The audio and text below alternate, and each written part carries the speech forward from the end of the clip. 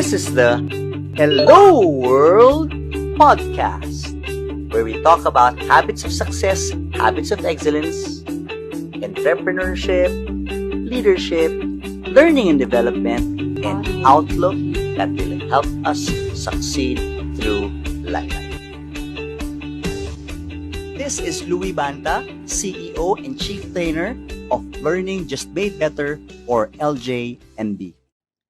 Culture, in a scale of 1 to 10, how much is the contribution of culture?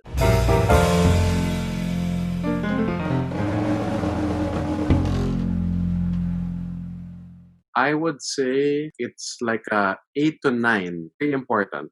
Because if you do it without transforming your culture, much of the upside that you will get will be short-lived, and you won't be able to continue it in the organization. It'll be like constantly on a hamster wheel, as opposed to changing the culture, changing the mindset. So even if I leave, now I've left Bankart, and I still feel very comfortable that they will continue to grow even without me in the organization. This is Louis Banta of LJMB. Thank you for watching my video. To watch more videos like this, click subscribe and hit the bell icon below.